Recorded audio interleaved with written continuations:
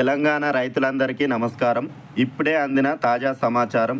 ముఖ్యమంత్రి రేవంత్ రెడ్డి గారు రైతు సోదరులందరికీ కూడా తీపి కబురు చెప్పడం జరిగింది. రైతు భరోసాకు సంబంధించినటువంటి ముఖ్యమైనటువంటి సమాచారాన్ని ఈ వీడియోలో తెలుసుకుందాం. సాగు యోగ్యత లేని భూములకు రైతు భరోసా స్కీమ్లో సాయం అందించమని ప్రభుత్వం అయితే స్పష్టం చేయడం జరిగింది.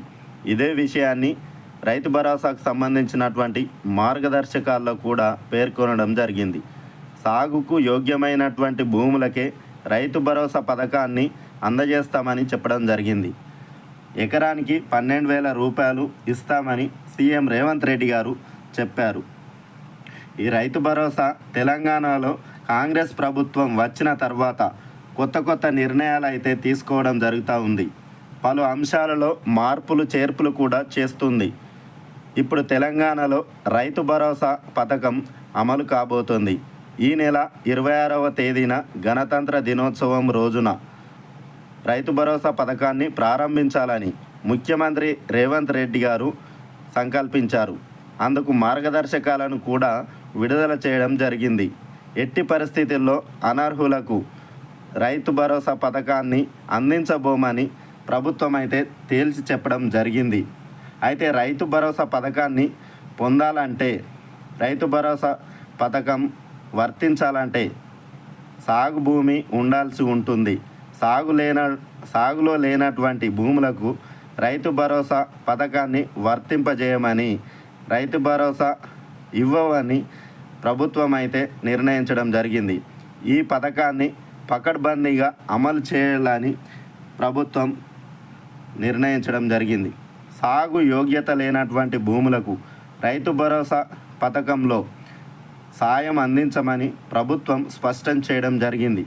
ఇదే విషయాన్ని రైతు భరోసా మార్గదర్శకాల్లో పేర్కొనడం జరిగింది. రైతు భరోసా కింద ఎకరానికి 12,000 రూపాయలు ఇస్తామని ముఖ్యమంత్రి రేవంత్ రెడ్డి గారు తెలిపారు.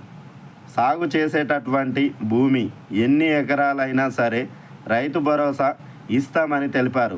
అయితే సాగు చేయనటువంటి భూముల వివరాలను గ్రామ సభల్లో ప్రదర్శించాలని కలెక్టర్లను ఆదేశించారు ముఖ్యమంత్రి రేవంత్ రెడ్డి గారు. సాగు చేయనటువంటి ఈ భూములను ఏ విధంగా గుర్తిస్తారో అనేది తెలుసుకుందాం. రైతు భరోసాకు సంబంధించినటువంటి పథకం కింద సాగు చేసేటటువంటి ప్రతి భూములకు ప్రభుత్వం ఎకరానికి 12,000 రూపాయల సాయం అందించాలని నిర్ణయించడం జరిగింది. సాగు యోగ్యమైనటువంటి భూములకు రైతు భరోసా పథకం కింద పంటకు ఎకరానికి 6,000 రూపాయల చొప్పున ఏడాదికి 12,000 రూపాయలను జమ చేస్తామని ప్రభుత్వం ప్రకటించడం జరిగింది. అయితే వ్యవసాయానికి యోగ్యం కానటువంటి భూములు అంటే రాళ్ళు, రప్పలు, గుట్టలు, రోడ్ల నిర్మాణంలో కోల్పోయినటువంటి భూములు, మైనింగ్ చేస్తున్నటువంటి భూములు, నాలా కన్వర్షన్ అయినటువంటి భూములు, రియల్ ఎస్టేట్ వెంచర్లు వేసినటువంటి భూములు, పరిశ్రమలకు తీసుకున్నటువంటి భూములు, రైతుల నుంచి ప్రభుత్వం సేకరించినటువంటి భూములకు ఈ రైతు భరోసా పథకాన్ని వర్తింపజేయమని ప్రభుత్వం అయితే తెలపడం జరిగింది. అయితే వ్యవసాయం యోగ్యం కానటువంటి భూములకు సంబంధించినటువంటి వివరాలను రెవెన్యూ అధికారులు గ్రామాల వారీగా సమాచారాన్ని సేకరించి గ్రామ సభల ద్వారా ప్రజలకు వివరించడం జరుగుతుంది. సాగుకు యోగ్యం కానటువంటి భూములు ఏవైతే ఉన్నాయో గ్రామ రెవెన్యూ అధికారులు గ్రామాల వారీగా సమాచారాన్ని సేకరించి ఈ గ్రామ సభలలో ఈ సాగు యోగ్యం కానటువంటి భూములకు సంబంధించినటువంటి వివరాలను ప్రదర్శించడం జరుగుతుంది. సాగు యోగ్యత లేని భూములను గుర్తించేందుకు ఫీల్డ్ వెరిఫికేషన్ బృందాలు క్షేత్రస్థాయిలో పర్యటించి దీనికి సంబంధించినటువంటి వివరాలను సేకరించడం జరుగుతుంది.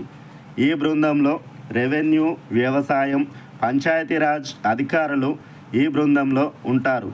సాగు చేయనటువంటి భూములను ఈ ఫీల్డ్ వెరిఫికేషన్ టీంలో ఉన్నటువంటి వారు గుర్తించడం జరుగుతుంది.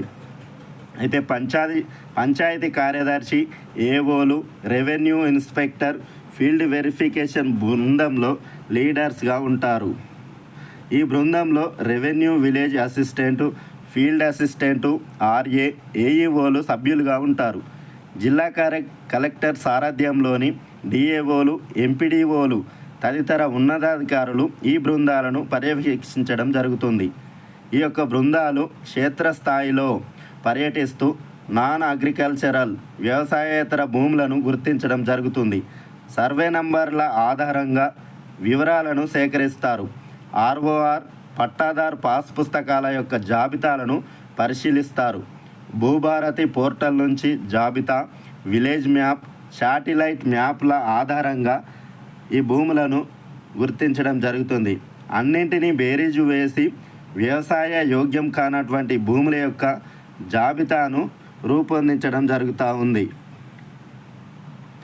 అధికారులు రూపొందించేటటువంటి ఈ జాబితాలు తప్పనిసరిగా గ్రామ సభల ముందు ప్రవేశపెడతారు.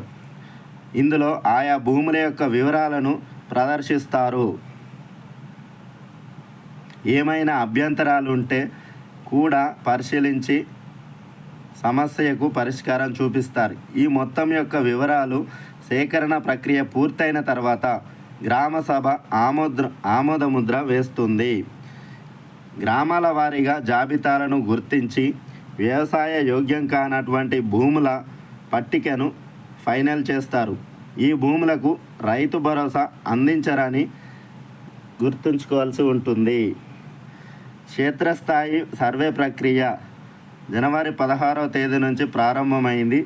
జనవరి 25వ తేదీలోపు ఈ ప్రక్రియను పూర్తి చేసి జనవరి 26వ తేదీ గణతంత్ర దినోత్సవం రోజున ఈ రైతు భరోసా పథకాన్ని ప్రభుత్వం లాంఛనంగా ప్రారంభించనుంది. ఎట్టి పరిస్థితుల్లో సాగు యోగ్యం కానటువంటి భూములకు రైతు భరోసా పథకాన్ని వర్తింపజేయమని ప్రభుత్వం ప్రకటించడం జరిగింది. కేవలం సాగు చేసేటటువంటి భూములకు మాత్రమే. ఎన్ని ఎకరాలు ఉన్నా సరే సాగు యోగ్యమైనటువంటి భూములకు రైతు భరోసా పథకాన్ని వర్తింపజేస్తామని, ఎకరానికి 6,000 రూపాయల చొప్పున ఏడాదికి 12,000 రూపాయలను రైతన్నల ఖాతాలో జమ చేస్తామని ముఖ్యమంత్రి రేవంత్ రెడ్డి గారు ప్రకటించారు. రైతన్నలు ఎవరు కూడా అధైర్యపడవద్దని, తొందరలోనే రైతు భరోసాకు సంబంధించినటువంటి నిధులు రైతన్నల ఖాతాల్లో జమ చేస్తామని ముఖ్యమంత్రి రేవంత్ రెడ్డి గారు ప్రకటించారు. వ్యవసాయ యోగ్యం కానటువంటి భూములను ఎట్టి పరిస్థితుల్లో వీటికి రైతు భరోసా పథకాన్ని అమలు చేయమని ప్రకటించారు. కేవలం సాగు యోగ్యమైనటువంటి భూములకు మాత్రమే రైతు భరోసా పథకాన్ని అమలు చేస్తామని ముఖ్యమంత్రి రేవంత్ రెడ్డి గారు ప్రకటించారు. కాంగ్రెస్ ప్రభుత్వం వచ్చిన తర్వాత ఒక్కొక్క పథకాన్ని దశల వారీగా ప్రారంభిస్తూ వస్తూ ఉంది. దీనిలో భాగంగానే ఇందిరమ్మ ఆత్మీయ భరోసా, రైతు భరోసా పథకాలను కూడా ప్రభుత్వం ప్రారంభించనుంది. జనవరి 26వ తేదీన ఇందిరమ్మ ఆత్మీయ భరోసా కింద రైతు కూలీలకు కూడా ఈ 12,000 రూపాయలను రైతు కూలీలకు కూడా ఇందిరమ్మ ఆత్మీయ భరోసా కింద వారికి కూడా ఈ పథకాన్ని అమలు చేయనుంది కాంగ్రెస్ ప్రభుత్వం. Okay, thanks for watching. Please subscribe my channel. Thank you.